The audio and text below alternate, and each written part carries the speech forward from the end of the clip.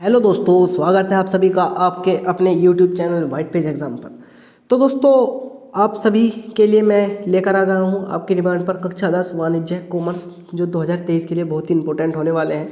दोस्तों, आज हमारा दूसरा चैप्टर है और दोस्तों इस चैप्टर से जितने भी क्वेश्चन बार बार बोर्ड परीक्षा में पूछे जा रहे हैं दोस्तों, मैं उन्हीं क्वेश्चन को लेकर आया हूँ। चाहे वे लघु उत्तरीय प्रश्न हो, दीर्घ उत्तरीय प्रश्न हो, विस्तृत उत्तरीय प्रश्न हो, दोस्तों कोई से भी प्रश्न हो जो इस चैप्टर से बोर्ड परीक्षा में ज़्यादा बार पूछे गए हैं और जिसकी संभावना है कि ये भी बोर्ड परीक्षा में पूछा जाए, दोस्तों वे क्वेश्चन मैं आपके सामने लेकर आ रहा हूँ। तो दोस्तों, हमारे चैनल पर कक्षा 10 और कक्षा 12 के कंप्लीट सिलेबस कराए जा रहे हैं। दोस्तों, मैं उन सभी की प्लेलिस्ट का लिंक डिस्क्रिप्शन में दे दूंगा, आप जाकर वे सभी वीडियो भी देख सकते हैं। तो दोस्तों, आज हम वाणिज्य की बात करेंगे और दोस्तों क्लास 10 वाणिज्य कॉमर्स 2023। दोस्तों, चैप्टर 2 होगा अंतिम खाते साधारण समायोजनों सहित है। दोस्तों, इसके मोस्ट इंपॉर्टेंट क्वेश्चन है दोस्तों, जो आपके लिए बहुत ही महत्वपूर्ण होने वाले हैं। जो स्टूडेंट्स 2023 में बोर्ड परीक्षा देंगे वे जरूर देखें, यानी दोस्तों जो छात्र 2023 में बोर्ड परीक्षा देने वाले हैं वो इस वीडियो को जरूर देखें, क्योंकि दोस्तों उनके लिए बहुत ही महत्वपूर्ण वीडियो है। तो दोस्तों, अगर आप चैनल पर नए हो तो चैनल को जरूर सब्सक्राइब कर देना, वीडियो को लाइक और शेयर कर देना। तो दोस्तों, शुरू करते हैं आज की अब अपनी वीडियो। तो दोस्तों, सबसे पहले हम बात करते हैं लघु उत्तरीय प्रश्न, अति लघु उत्तरीय प्रश्न की बात करेंगे दोस्तों। तो अति लघु उत्तरीय प्रश्न में प्रश्न नंबर 1 है कि समायोजनाओं में दी गई उपार्जित आय को कहाँ प्रदर्शित किया जाएगा। यानी दोस्तों, जो हमें समायोजनाओं के अंदर जो हमें उपार्जित आय दी जाती है उसको हम कहाँ प्रदर्शित करेंगे। दोस्तों 2017, 2019, 2020 और 2021, यानी दोस्तों लगभग 4-5 बार पूछा गया है। तो दोस्तों आपकी परीक्षा की दृष्टि से बहुत ही मोस्ट इम्पोर्टेंट हो सकता है दोस्तों कि तो आप इसे जरूर तैयार कर लेगा कि समायोजनाओं में दी गई उपार्जित आय को कहाँ प्रदर्शित किया जाता है। तो दोस्तों, उपार्जित आय की रकम लाभ हानि खाते में संबंधित आय में जोड़ देते हैं, संबंधित आय में जोड़ देते हैं या धनी पक्ष की ओर लिख देते हैं तथा आर्थिक चिट्ठे में संपत्ति की ओर इसकी रकम को लिख दी जाती है। तो दोस्तों समझना, यानी जो उपार्जित आय की रकम लाभ हानि खाते में है। दोस्तों ये सब जगह अलग अलग, अगर हम लाभ हानि खाते की बात करें तो संबंधित आय में जोड़ देंगे।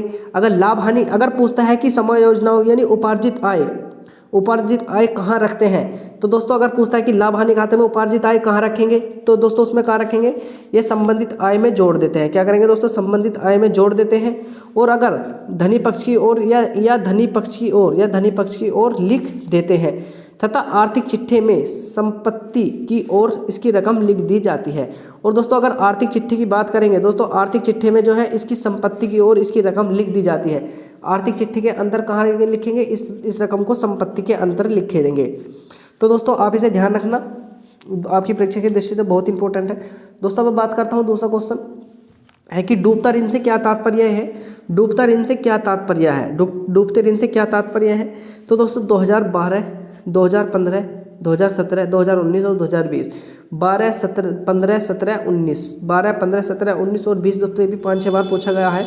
तो दोस्तों डूबता ऋण किसे कहते हैं। डूबत असोध्य ऋण से आस्य उस राशि से है जो देनदारों से बिल्कुल प्राप्त नहीं होती। यानी दोस्तों आपने किसी को 1000 रुपये दिए और दोस्तों वे आपके 1000 रुपये डूब गए। 1000 रुपये दोस्तों कैसे डूब गए, यानी दोस्तों अब आपको वे पैसे नहीं मिलने वाले। आपको नहीं मिलने वाले, तो दोस्तों वो क्या होगा। दोस्तों अगर वो पैसे आपको नहीं मिलने वाले, वो आपके पैसे किसी आपने सपोज कीजिए आपने, यानी आपका नाम राम है और आपके दोस्त का नाम शाम है, आपने शाम को 1000 रुपये उधार दिए।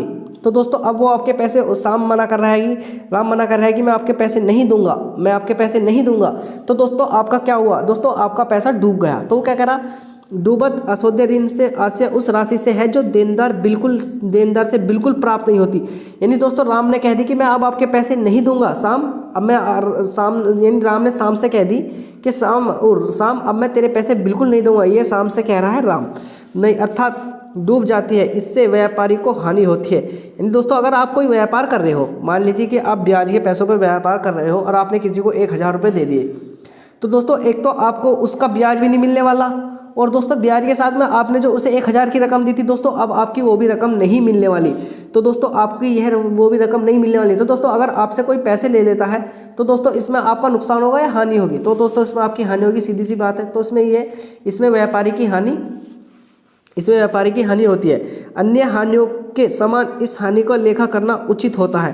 यानी जैसे ही हम अन्य हानि का लेखा करते हैं तो दोस्तों इस हानि का लेखा करना भी उचित होता है। अर्थात इसका लेखा वर्ष के दौरान या वर्ष के अंत में जब भी रकम डूबे तभी किया जाता है। यानी दोस्तों इसमें ऐसा नहीं कि हम अगर हमारी रकम डूब गई, हमारे यानी सामने राम ने मना कर दी दोस्त मैं तेरा पैसा नहीं दूंगा, तो दोस्तों हमें उसके बाद ही उसे अकाउंट में चढ़ाना पड़ेगा।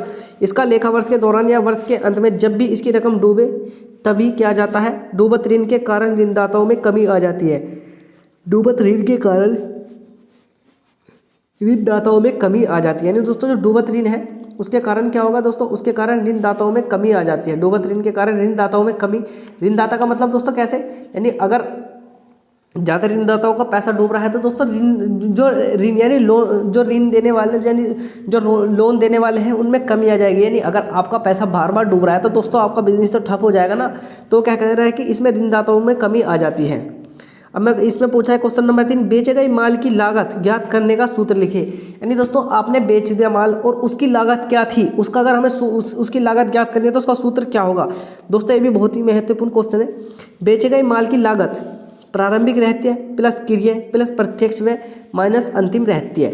प्रारंभिक रहती है, क्रय, प्रत्यक्ष व्यय और अंतिम रहती है। प्रारंभिक रहती है, क्रय, प्रत्यक्ष व्यय और अंतिम रहती है, यह इसका सूत्र है। यानी प्रारंभिक रहती है, फिर क्रय है, फिर प्रत्यक्ष व्यय और माइनस अंतिम रहती है। तो दोस्तों ये इसका सूत्र है। अब चलते हैं दोस्तों अगले क्वेश्चन पर। अगला क्वेश्चन दोस्तों दीर्घ उत्तरीय प्रश्न है। दोस्तों क्या कह रहा है, इसमें कह रहा है कि समायोजन लेखे से आप क्या समझते हैं, अंतिम खातों के समायोजनाओं के उदाहरण भी दो। अंतिम खाता के समायोजनाओं के उदाहरण भी दो। तो दोस्तों समायोजन लेखे से आप क्या समझते हैं, अंतिम खातों में समायोजनों के उदाहरण भी दो। अंतिम खाते तैयार करने का मुख्य उद्देश्य व्यापारिक लाभ हानि व आर्थिक स्थिति का ज्ञान प्राप्त करना होता है। मैंने बताया था दोस्तों अगर आप कोई अंतिम खाता तैयार करते हैं तो दोस्तों उसका मुख्य उद्देश्य क्या है, उसका मुख्य उद्देश्य व्यापारिक लाभ हानि यानी आपके व्यापार में लाभ हो रहा है, हानि हो रही है, एवं आर्थिक स्थिति यानी आपकी आर्थिक स्थिति का ज्ञान प्राप्त करना होता है। स्पष्ट है कि किसी भी व्यापारिक वर्ष के अंत तक सभी वास्तविक लेन देन की प्रविष्टियों को फलस्वरूप उद्देश्य की प्राप्ति संभव हो सके।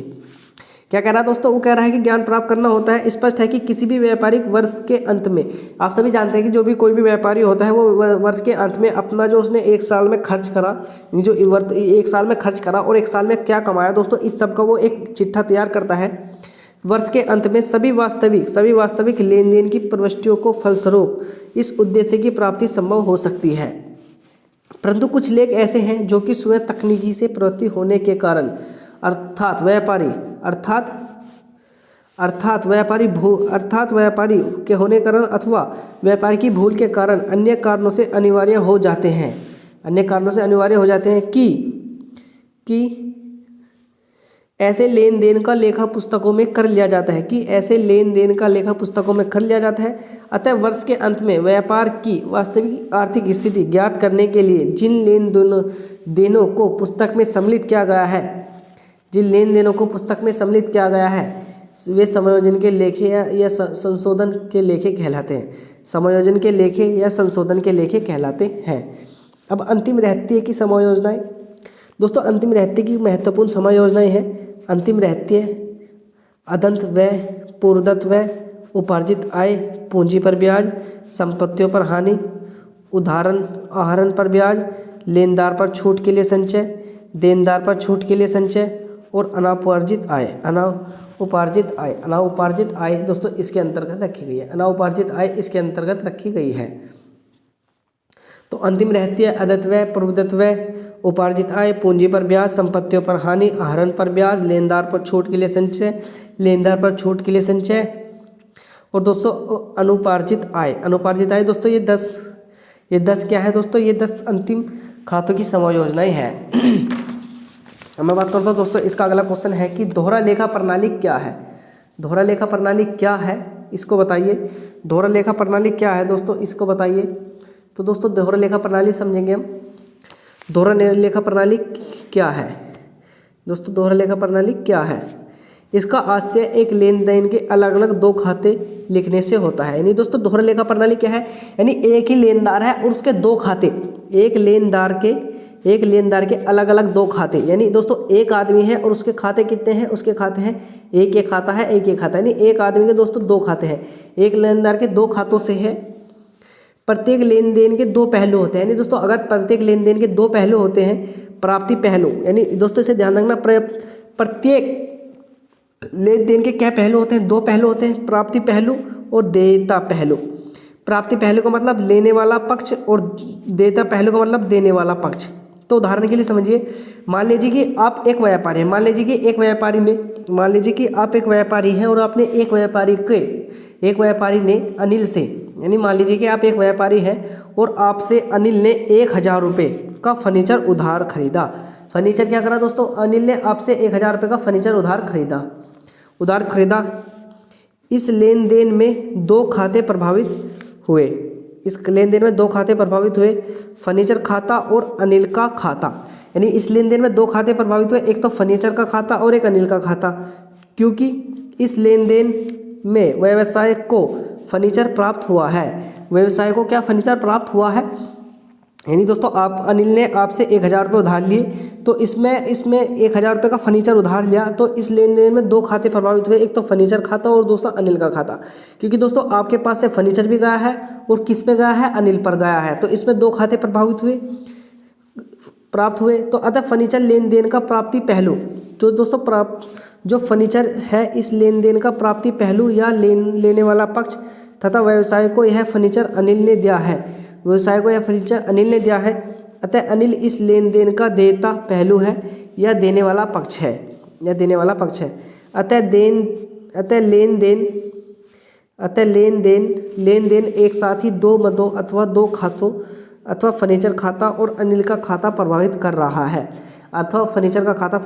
है, अतः इसका लेखा भी एक साथ ही दोनों खातों में किया जाता है, किंतु विपरीत पक्ष में किया जाता है। दोहरा लेखा प्रणाली के अंतर्गत लेने वाला खाता ऋणी तथा देने वाला खाता धनी किया जाता है।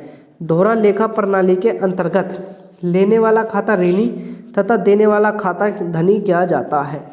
दोस्तों जिसने ले रहा है उसे ऋणी और जो दे रहा है दोस्तों उस खाते को धनी किया जाता है।